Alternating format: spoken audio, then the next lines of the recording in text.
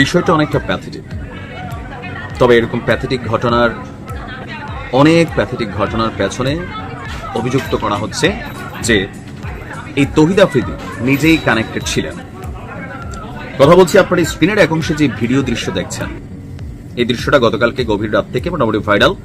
দুইটা শব্দ এখানে খুবই বেশি কানেক্টেড হয়েছে। তৌহিদ আফ্রিদি সম্ভবত বিয়ে করছে, এবং কি এই গ্রেপ্তারের মাধ্যমে একটা সুখবর আমরা যেটা জানতে পারলাম, দোয়া করি তার বাচ্চা আল্লাহ সুস্থভাবে দুনিয়ার জমিনে আনুক, কারণ তার স্ত্রী 6 মাসের প্রেগন্যান্ট।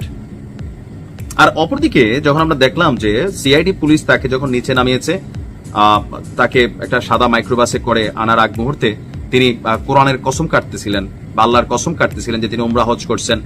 তো যাই হোক, গতকালকের এই ঘটনাগুলো থেকে এখানে বেশ কিছু জিনিস কানেক্টেড। আমার মনে হয়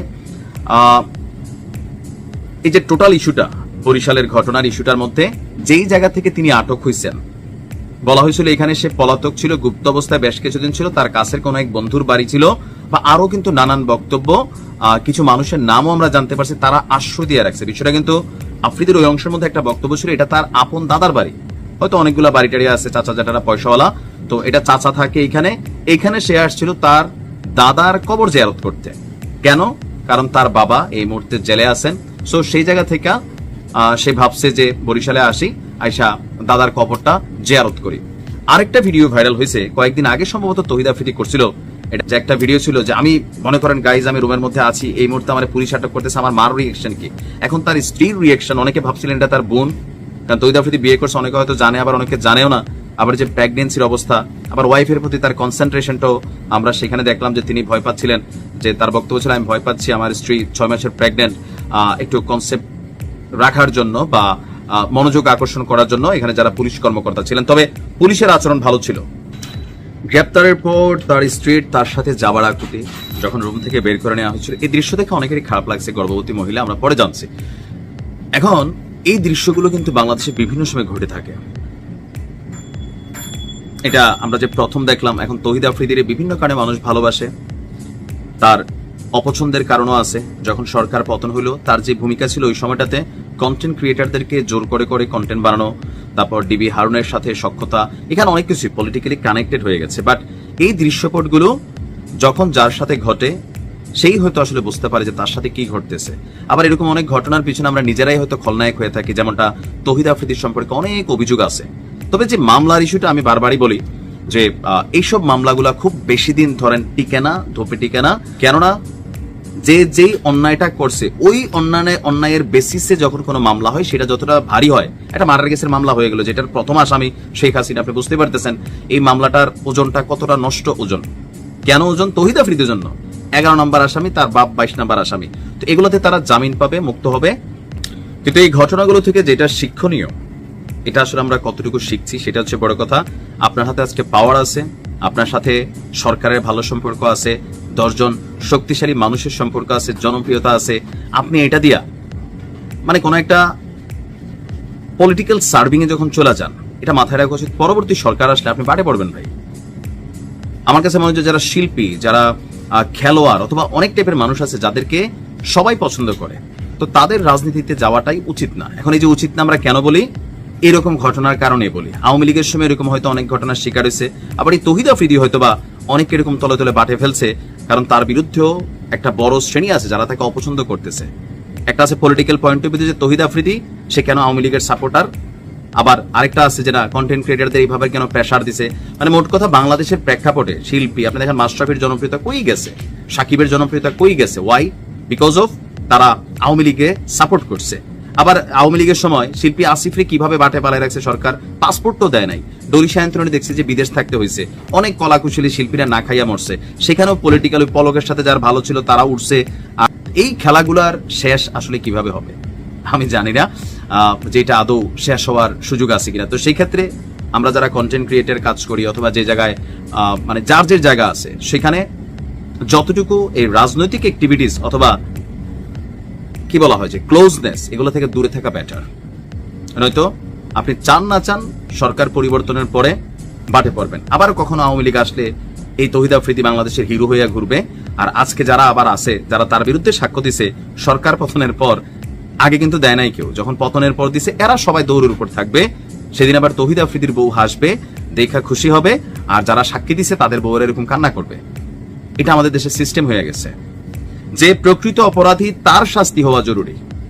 যে কোনো ঘটনায় যেই অপরাধে অভিযুক্ত, প্রতিহিংসার রাজনীতি, প্রতিহিংসার মামলা বাণিজ্য, প্রতিহিংসা মানে এই অ্যাক্টিভিটিসটা 95% মুসলিমের দেশ দাবি করি, কিন্তু আমাদের মধ্যে যে পরিমাণ আছে এখান থেকে আসলে বের হওয়া সম্ভব না। আমরা বাঙালি জাতি একটা জিনিস কখনো ভুলি না, সেটা হচ্ছে কি, আপনি কখন আমার একটা গুতা মারছিলেন, আমার সময় আসলে সেটা তেল তুলে নেওয়া।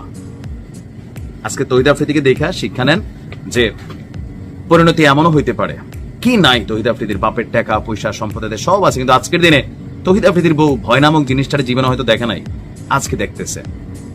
তহিদ আফ্রিদি ভয় পাইছে, এটা বাস্তবতা।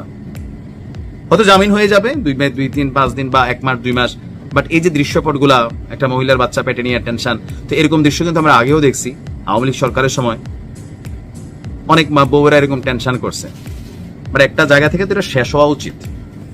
বাবার নামের চেয়ে যার নামটা বেশি মানুষ চিনে, এমনকি বাংলাদেশের ইয়াং জেনারেশনের কাছে বলেন, বিভিন্ন ভাবে বলেন, তহিদ আফ্রিদি একজন জনপ্রিয় কন্টেন্ট ক্রিয়েটর ছিল। অনেক ভালো কাজও তার আছে, সবচেয়ে খারাপ কাজ তা না। তবে 5ই আগস্ট সরকার পতনের পর তহিদ আফ্রিদি সম্পর্কে আমাদের কন্টেন্ট ক্রিয়েটররা তারা যেই একের পর এক চাঞ্চল্যকর তথ্য সামনে আনছে, মানে এগুলো দেখা প্রথমে বিশ্বাসই হয় নাই। তবে যেদিন আমরা ডিবি হারুনের সাথে তহিদ আফ্রিদির একটা বিশেষ ভিডিও দেখলাম চাচা ভাতিজার, তখন কিন্তু মনে হয়েছে যে নেটওয়ার্ক চ্যানেলটা আসলে কোন লেভেলে। তো তহিদ আফ্রিদি এই 5ই আগস্ট পরবর্তী সময় দীর্ঘ 1 বছর কোথায় ছিল, আজকে কোথায় কিভাবে তিনি ধরা খাইয়া গেলেন, বা তার অবস্থান কিভাবে প্রকাশিত হয়ে গেল, আসুন দেখি আজকের ভিডিওতে আপনাদেরকে তথ্যগুলো দিচ্ছি। আজকে আমি যখন নিউজটি করছি রবিবার রাত প্রায় শেষের দিকে, মাত্র কিছুক্ষণ আগে বরিশাল থেকে তাদেরকে বিশেষ অভিযান পরিচালনা করে গ্রেপ্তার করা হয়েছে। কিছুদিন আগে যখন তার বাবাকে গ্রেপ্তার করা হয়েছে, তখন আলোচনায় ছিল তহিদ আফ্রিদিকে গ্রেপ্তার করতে হবে। আপনার বরিশাল কোতোয়ালি মডেল থানার ওসি যিনি আছেন মিজান ভাই, তিনি বলছেন যে বরিশাল নগরীর বাংলা বাজারে যে এরিয়া আছে সেখানে তহিদ আফ্রিদির অবস্থান প্রযুক্তির মাধ্যমে শনাক্ত করা হয়েছিল, এবং কি তথ্য ছিল যে তহিদ আফ্রিদি আছে। তো কোথায় আছে?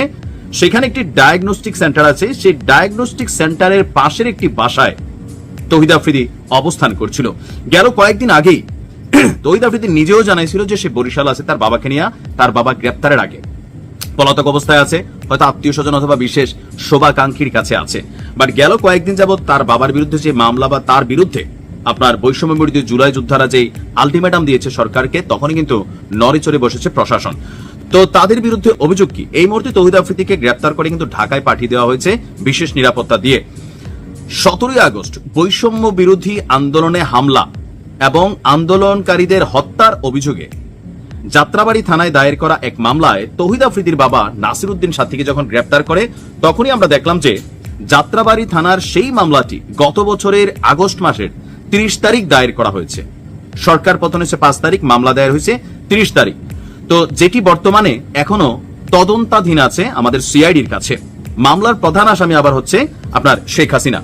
আসামি তালিকার 2 নম্বরে আছে সেতুমন্ত্রী ওবায়দুল কাদের, 3 নম্বরে সাবেক আইজিপি আব্দুল্লাহ মামুন। তো এখন তহিদ আফ্রিদি আসলে বা তার বাবা এই মামলার কতটুকু গুরুত্বপূর্ণ আসামি? আমরা যদি তালিকা দেখি, তালিকার 11 নম্বর আসামি হচ্ছে তহিদ আফ্রিদি, এবং 22 নম্বর আসামি হচ্ছে তার বাবা নাসির উদ্দিন সাথী। এছাড়া আরো এখানে 25 জনকে আসামি করা হয়েছে, অজ্ঞাতনামা 150 জনকে আসামি করা হয়েছে।